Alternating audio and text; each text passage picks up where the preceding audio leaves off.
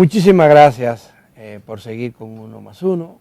Vamos a conversar de inmediato con Rosario Espinal, quien, como ya decíamos en la introducción, es politóloga, profesora universitaria, una investigadora de FUSTE y además es articulista, es orientadora, articulista y analista, porque Rosario participa en muchos programas de televisión y la gente la sigue.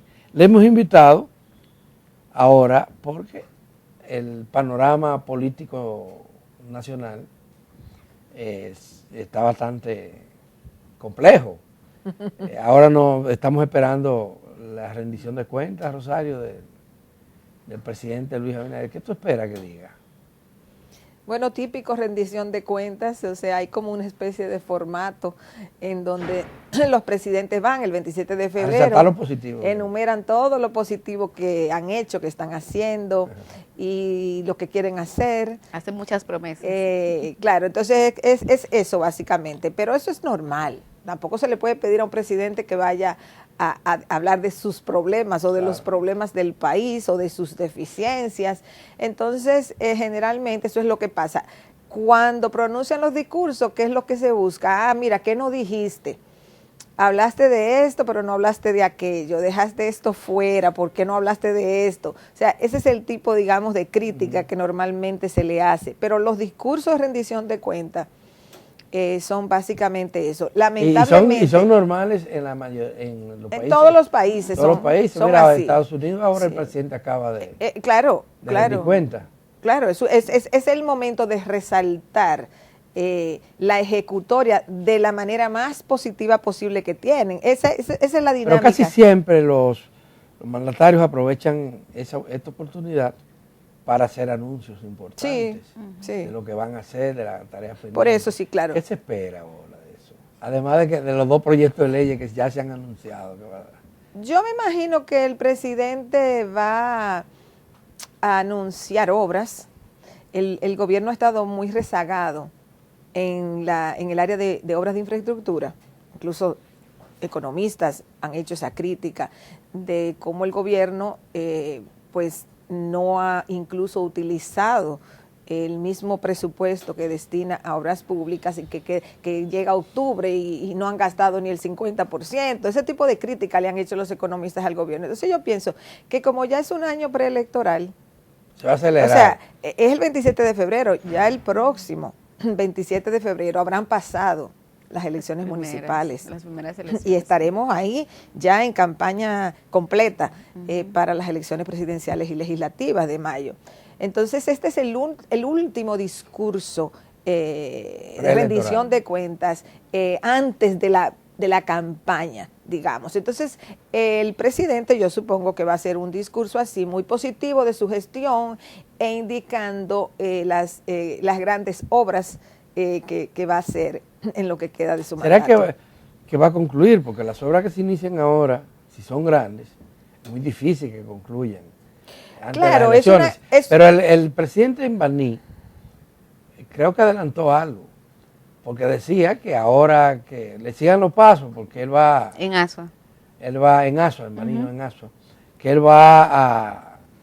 está encabezando un programa de inauguraciones. Bueno, porque esa ha sido una de las críticas que los economistas, sobre todo de oposición, le han hecho al gobierno. Incluso algunos que no son ni tan de oposición, medio de oposición, pero sí, esa ha sido una de las críticas. Yo en todo momento he estado segura de que las obras las han guardado para empujarla ahora, porque el primer año del gobierno estuvo muy impactado por la pandemia, incluso parte del segundo año del gobierno. Y vino el tema de la guerra, los alimentos, la inflación mundial. O sea, el manejo de la inflación, que subió el petróleo, todo el manejo de la inflación. Entonces, los 2 primeros años del gobierno se fueron entre el manejo de la pandemia, el manejo de la inflación y el gobierno haciendo un esfuerzo por mantener la estabilidad macroeconómica. Claro. Porque el gobierno sí aprendió una lección. Y es que el PLD se mantuvo en el poder tanto tiempo, porque una de las razones, porque en el país se mantuvo la estabilidad macroeconómica y el crecimiento. Entonces, el gobierno del PRM, que venía del PRD, donde tanto en el gobierno de Jorge Blanco como en el gobierno de Hipólito Mejía se presentaron crisis económicas, el gobierno ha estado manejando la economía con mucho cuidado para que aquí no cambie nada, o sea, para que aquí se mantenga la estabilidad macroeconómica y el crecimiento económico, aun si es un crecimiento ahora más moderado, pero que se mantengan esas dos variables, porque esas dos variables generan mucha tranquilidad. Y ha sido exitoso en ese sentido el gobierno. Claro, ahí indiscutiblemente que el gobierno decidió repetir, digamos, el librito del PLD. Sí, pero que es muy importante para un país mantener, si la estabilidad macroeconómica se pierde. Porque mucha gente dice, no, pero con eso no se come. Sí, con eso se come. Claro, todo se hace con eso. Porque además, en un momento donde hay factores externos impactando la inflación y la pandemia misma, porque aunque la pandemia baja el consumo a principio, porque la gente se encerró en su casa y básicamente consumía alimentos y medicina. Sí, sí. E internet, pero al pasar ya lo peor de la pandemia, la gente volvió al mercado, pero la producción estaba rezagada, porque todo estaba cerrado. Entonces, eso crea un proceso inflacionario. Entonces, el manejo de la inflación causada por la pandemia y luego la guerra de Ucrania era un desafío no solamente para la República Dominicana, lo vemos en Estados Unidos, lo vemos en Europa, en todos los sitios lo estamos viendo. Las economías más fuertes del mundo han tambaleado.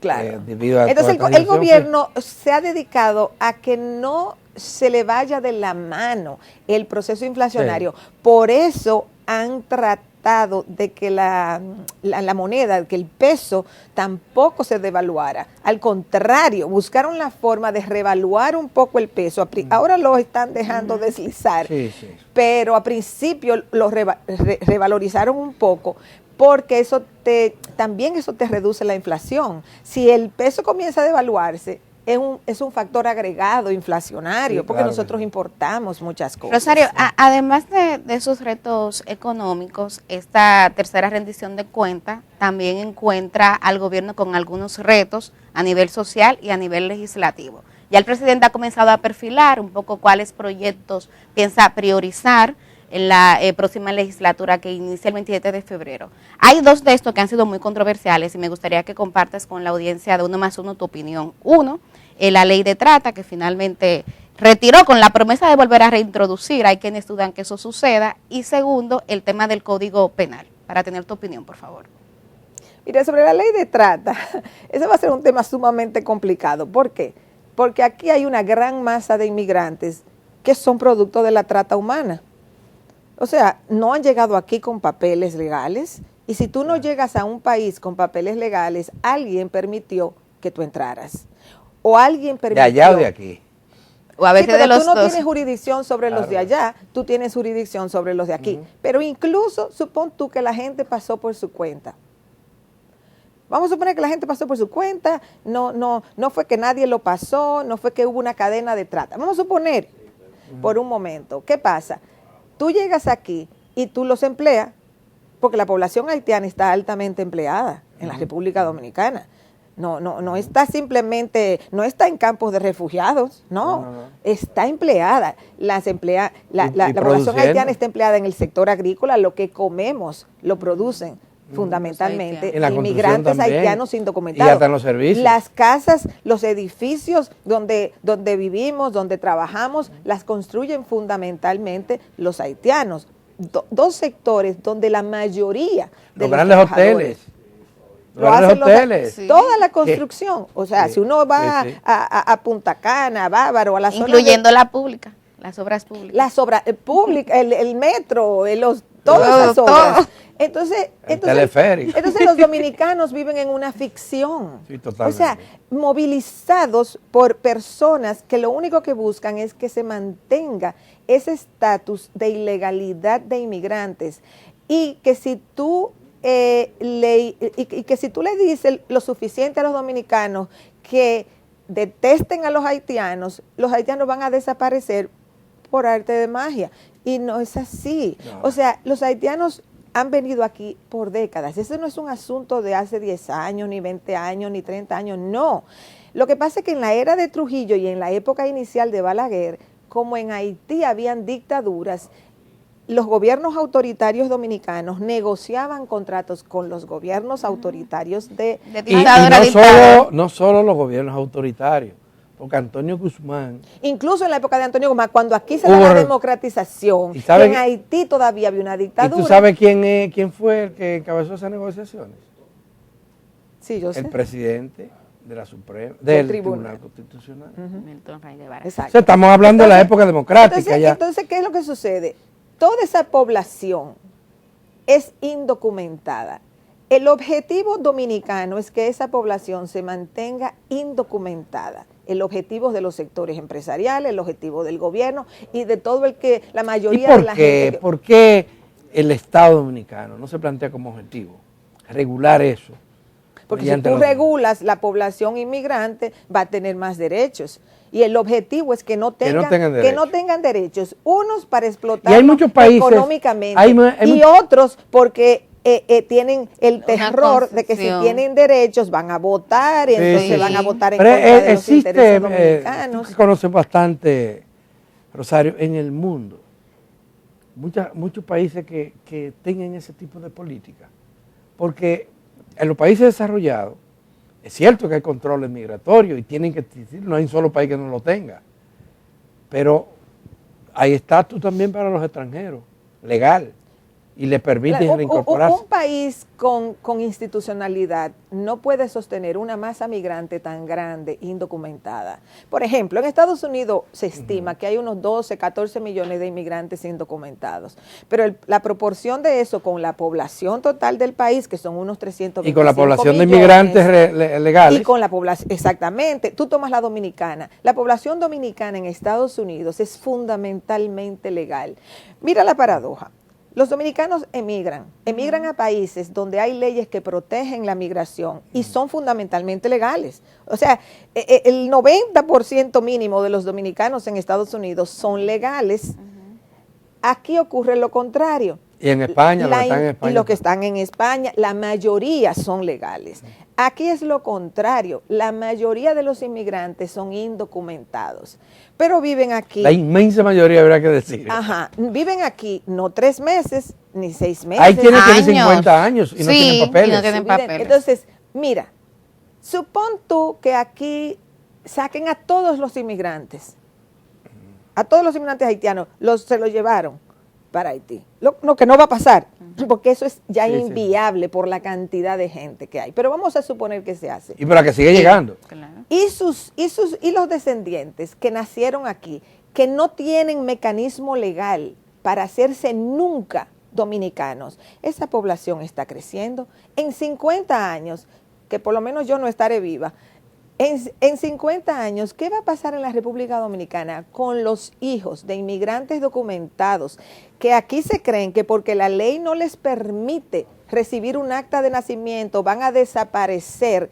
en su existencia? No van a desaparecer. Esa población está creciendo y creciendo. Y esa población nació aquí, habla español, quizá ni conoce Haití, quizá ni habla creol, quizá ni conoce sus familiares que están por allá. O sea, una persona que nació aquí y hoy, ¿verdad?, de inmigrantes indocumentados, en 20 años, tendrá 20 años viviendo aquí, será un joven dominicano. Claro. ¿Cree la sociedad dominicana que impidiendo legalmente que esas personas sean dominicanas va a resolver su problema? No, porque esas personas nunca van a tener un acta de nacimiento, nunca van a tener una cédula, nunca van a poder abrir una cuenta bancaria, nunca van a poder tener el problema unos estudios sigue reproduciendo universitarios. Entonces tú lo que Rosario, tienes es una masa pobre multiplicándose. Rosario, no he terminado el tiempo. Pero me faltó el código penal. Y hay un tema que no podemos dejarlo de abordar y ya se nos está acabando el tiempo, que es el político.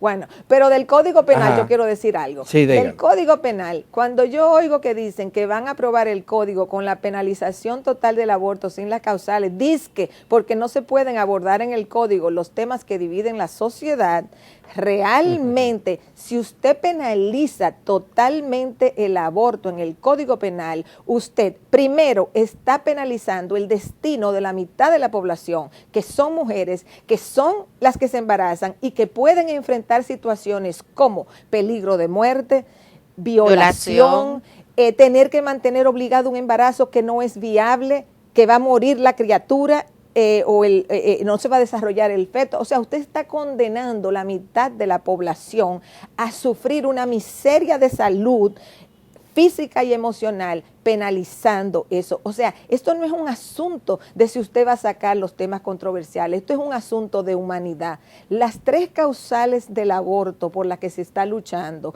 en caso de peligro de salud para la madre, en caso de violación o incesto y en caso de un embarazo inviable, son humanitarias, salvan vidas y son constitucionales. Entonces, es importante que la dirigencia del PRM y que los legisladores entiendan eso y actúen consecuentemente. Vamos a ver, ojalá te oigan. Lo que quería finalmente, cómo tú vislumbras El el panorama. panorama. Estamos preelectoral, ¿verdad? Sí. Ahora, pero se va a reproducir el tripartito. Funcionarán 3 partidos dividiéndose el mercado electoral. Surgirá un cuarto. ¿Qué es lo que tú vislumbras? ¿O quedarán 2?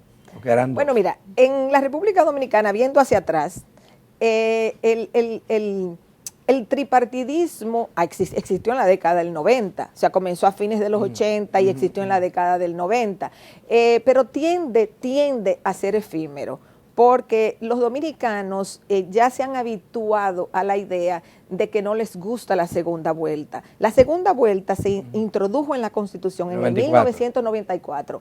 El año que viene va a tener 30 años. En esos 30 años, aquí ha habido doble vuelta solo una vez, en el 1996. O sea que los dominicanos prefieren resolver en primera vuelta. No quiere decir que siempre va a ocurrir así, claro está, pero es una tendencia ya establecida. ¿Tú vislumbras que eso va a ocurrir en las próximas elecciones? ¿Se decide en primera vuelta? Mira, todavía es muy temprano porque si emito una opinión, yo en noviembre del 2019, dije que era muy poco probable que hubiese una segunda vuelta en el 2020. En ese momento en las redes me criticaron muchísimo. Porque ahí mucha gente decía que iba a haber segunda vuelta y no la hubo. Yo tuve la razón. Entonces, yo no quiero opinar sobre eso ahora mismo porque todavía es muy temprano. Hay que dejar faltan que avance elementos, este claro. año.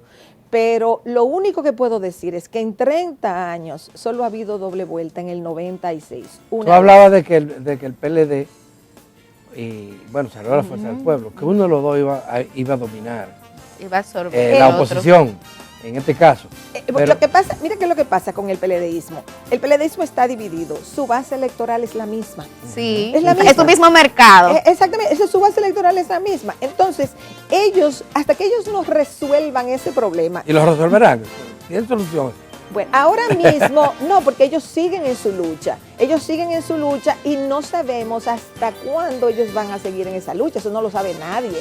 Entonces hay que esperar que eso avance, a ver qué sucede entre ellos dos. Eventualmente, eso tendrá que tener algún tipo de resolución, ya sea porque uno desbanque al otro o ya sea porque de manera mágica Se pongan de acuerdo, se pongan de acuerdo. Pero estamos todavía un poquito lejos de ver eso. Para ver eso. Bueno, tenemos que pausar Sí. y agradecerle a Rosario su amabilidad de venir.